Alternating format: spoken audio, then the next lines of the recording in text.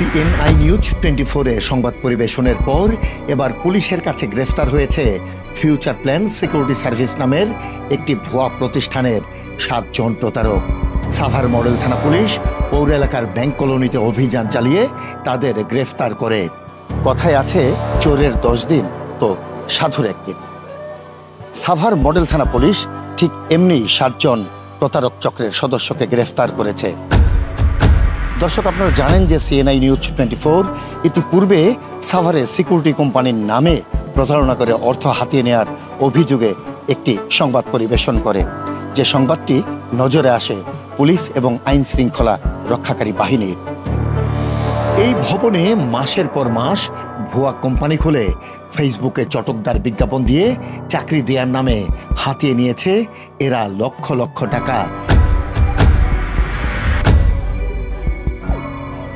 Social মিডিয়ায় অনেক news হয়েছে, গাজীপুরে অনেক জায়গায় অভিযানও চলছে।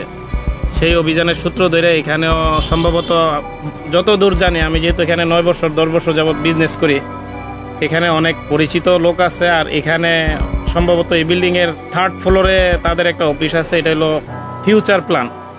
তো এখানে অনেক লোকজন সকালবেলা আইসা দাঁড়ায় থাকে, অনেক আইসা জিজ্ঞেস করে, ভাই এই অফিসটা চিনেন? এটা আমি যতটুকু জানি যে এখানে অলরেডি মানুষকে ঠকায়, ঠিক আছে। চাকরি দেওয়ার কথা করে টাকা নেয়, তারপরে খাবারের কথা করে টাকা নেয়, নানানভাবে টাকা নেয়, নিয়ে তারা করে কি অন্য জায়গায় দেখাই দেয়। ওখানে যাওয়ার পরে তারা দেখা যায় যে ওখানে কোনো অফিসও নাই, আর ওদেরকেও খুঁজে পায় না। আমরা কল সেন্টারে কাজ করি, যার যেখানে জবের প্রয়োজন সেখানে জব দিই। আমার এখনো নিয়োগ দেয় নাই, মানে আমি কাজ কেবল শুরু করতেছি। খাওয়ার জন্য কত দিচ্ছেন? খাওয়ার বিল দিয়ে নিই, শুধু 10,000-ই দিচ্ছেন? খাওয়া নিজস্ব।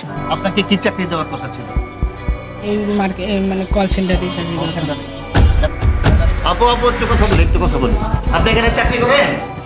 হ্যাঁ আপু, আচ্ছা, আপনার চাকরি করেন এখানে না ভাই? কল সেন্টারে? হ্যাঁ। কি পদে চাকরি করেন? Call centre marketing manager. শুনুন কথা বলি। উপরে যান। একটু করি আপনাদের সাথে কথা বলি। এখানে কি উপরে যান, কথা বলেন। যাবোই। আপনি কি পদে চাকরি করেন? Call centre. Call centre? হ্যাঁ। কি আপনার পদ কি? কল সেন্টার পদে চাকরি করি, মার্কেটিং অফিসার। কোম্পানির নাম কি? হ্যাঁ, কোম্পানির নাম future plan SS limited. Marketing অফিসারের কাজ কি? মার্কেটিং অফিসার কাজ উপরে যান, স্যারের কথা বলেন। আপনি বলেন, আপনি একটু বলেন, আপনি মার্কেটিং কি কাজ? আপনি আসেন আমাদের অফিসে, স্যার আছেন, সিনিয়র স্যার আছেন, যেমন নাম হচ্ছে সৌরভ। আপনি স্যারের সাথে আসেন, স্যারের সাথে আসেন, কথা বলেন। স্যালারি কি পাইছেন এ পর্যন্ত? স্যালারি? আচ্ছা, আপনি আসেন আমাদের অফিসে। আচ্ছা, এই তো 12 তারিখে জয়েন করছি আমি। সিকিউরিটি কি 10,000 দিয়েছেন না বেশি দিয়েছেন? 12,000 টাকা। 12,000 দিয়েছেন।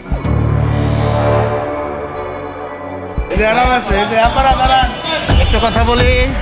ওনারা বলছে আপনার এখানে আমরা সুপারভাইজারে জব করে দিতে পারি, 14,500 টাকা স্যালারি, খাওয়া দাওয়া ওনাদের। পরে সেই জন্য বলছে আপনি যদি আসেন এখন আসতে পারেন। পরে আমরা আইসি 600 টাকা মানে ফর্ম ফিল আপ নিয়েছে, আর বলতেছে যে 3500 টাকা নিবে এখন ওরা থাকা খাওয়ার জন্য।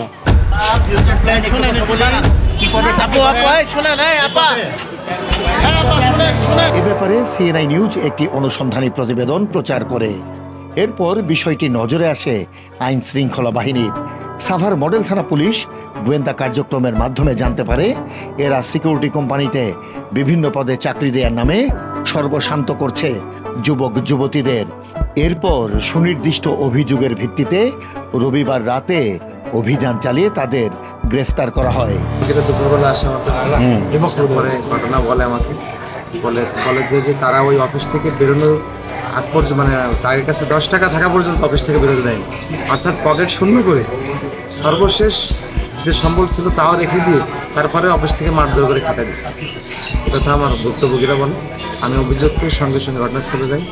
যাওয়ার পরে ঘটনাস্থলে হাতে নাতে আমরা বাদীকে সাথে নিয়ে আমরা 7 জন আসামিকে গ্রেফতার করি। রবিবার রাত 11টায় এই অভিযান পরিচালনা করে সংঘবদ্ধ প্রতারকদের গ্রেফতার করা হয়। গ্রেফতারকৃতরা হলেন প্রতারক চক্রের প্রধান ফিউচার প্ল্যান সিকিউরিটি সার্ভিস লিমিটেডের ব্যবস্থাপনা পরিচালক ও পটুয়াখালী জেলার গলাচিপা থানার উত্তর চর বিশ্বাস গ্রামের খলিলুর রহমানের ছেলে রবিউল ইসলাম, প্রতিষ্ঠানটির পরিচালক পটুয়াখালী জেলার গলাচিপা থানার ইসমাইল শাহের ছেলে আলামিন, নরসিংদী জেলার সদর থানার রসুলপুর গ্রামের মুসলিউদ্দিনের ছেলে লাদিন জিহাদ, সিলেট জেলার বিয়ানীবাজার থানার গজিত্রী গ্রামের আজিরউদ্দিনের ছেলে শরীফউদ্দিন, রংপুর জেলার কোতোয়ালি থানার পুটিরপাড়া গ্রামের রুহুল আমিনের ছেলে আব্দুল আহাদ, সিরাজগঞ্জ জেলার চরমালসাপাড়ার আব্দুল মান্নানের ছেলে মিজানুর রহমান ও চুয়াডাঙ্গা জেলার দামুরহুদা থানার কাপাসডাঙ্গা গ্রামের লালচানের ছেলে সাগর হাসান। এ সময় তাদের কাছ থেকে প্রতারণার কাজে ব্যবহৃত চাকরি প্রার্থীদের সুযোগ সুবিধা সম্বলিত 6 পাতা ফর্ম, 13টি মানি রিসিট, মুড়ি বই, 7টি রেজিস্টার খাতা, 2টি সিলমোহর, 600টি যোগদান ফর্ম, 600টি টাকার অফেরতযোগ্য অঙ্গীকারনামা, কমিশনের টাকা তোলার 2টি ডায়েরি, পূর্বের ভুয়া অ্যাক্টিভ গার্ড সিকিউরিটি সার্ভিস লিমিটেডের বিভিন্ন কাগজপত্র উদ্ধার করা হয়। সাভার মডেল থানায় এই প্রতারক চক্রের 7 জন গ্রেফতার হওয়ার খবর শুনে এখানে এসেছেন একজন ভুক্তভোগী। তিনি আমাদেরকে জানান এই প্রতারক চক্র নাকি এখনও অফিস নিয়মিত চালিয়ে যাচ্ছেন এবং অর্থ হাতিয়ে নিচ্ছেন সাধারণ চাকরি প্রার্থীদের কাছ থেকে। ওনারাই গ্রুপে নক দিয়ে মানে সব কিছু বলে এখানে নিয়ে আসছে এবং মডেল মসজিদের সামনে আসলে ওনারা এসে রিসিভ করে নিয়ে যায়। নিয়ে গিয়ে রেজিস্ট্রেশনের জন্য 600 টাকা, খাওয়া দাওয়া করার জন্য এখন টাকা লাগবে 3600, নাইলে পরে চাকরি দিবে না। আমার থেকে এখন পর্যন্ত 3000 টাকা নিছে। জানা গেছে এর আগেও রাজধানীর উত্তরা থেকে এই চক্রটি active guard security service limited নামে আরেকটি ভুয়া প্রতিষ্ঠানের মাধ্যমে চাকরি দেওয়ার নামে লক্ষ লক্ষ টাকা হাতিয়ে নিয়েছে। সে সময় প্রতারণার দায়ে গ্রেফতার হয় চক্রের প্রধান রবিউল ইসলাম সহ অন্যান্যরা। তাদেরকে সিকিউরিটির চাকরি দেওয়ার বিজ্ঞাপন দিয়ে তাদেরকে এনে পরে বিভিন্ন কলে কৌশলে বিভিন্ন প্রলোভন দেখিয়ে তাদের কাছ থেকে টাকা নিচ্ছিল। খাবারের বিল, এই বিল, সিকিউরিটি টাকা এরকম বলে কোনো কোনো মানুষের কাছ থেকে 10,000, 15,000 এরকম করে টাকা আদায় করে পরবর্তীতে তাদেরকে একটা ভুয়া ঠিকানা দিয়ে ওখানে প্রেরণ করতো যে যাও তোমার ওখানে গেলে চাকরি হবে, ভুয়া নাম্বার দিয়ে পাঠিয়ে দিত। পরবর্তী তারা ওই সমস্ত এলাকায় গিয়ে ঘুরে ফিরে 2-1 দিন স্টে করে পরবর্তীতে তারা না পেয়ে আবার যখন এই অফিসে আসতো তখন তারা বিভিন্নভাবে তাল ভাঙা করতো, তাদেরকে তাড়িয়ে দিত, মারধর করতো। এরকম আমরা অভিযোগের প্রেক্ষিতে কালকে আমরা অভিযান চালিয়েছি এবং এই তদন্ত করে তাদের এই অভিযোগের সত্যতা পাই এবং এ সংক্রান্তে আমরা 7 জনকে অ্যারেস্ট করেছি। তাদের বিরুদ্ধে নিয়মিত মামলা হয়েছে, তাদেরকে আমরা বিজ্ঞ আদালতে প্রেরণ করেছি।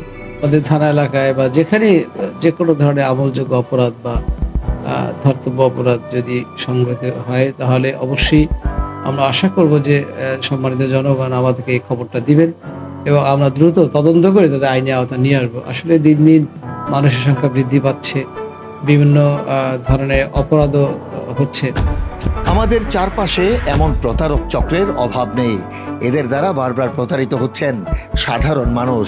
মিডিয়ায় এগুলো দেখেও যেন সচেতন হচ্ছে না কেউ। পত্রপত্রিকা বা ফেসবুকের বিজ্ঞাপন দেখে সেই বিজ্ঞাপনের প্রলোভনে পড়ে এভাবে যারা অর্থ হাতিয়ে নেয় তাদের বিরুদ্ধে আমাদের সোচ্চার হতে হবে, সচেতন হতে হবে আমাদের সাধারণ মানুষকে। তবেই এদেরকে আইন শৃঙ্খলা রক্ষাকারী বাহিনীর হাতে তুলে দেওয়া সম্ভব হবে। সবাই সুস্থ থাকবেন, সতর্ক থাকবেন।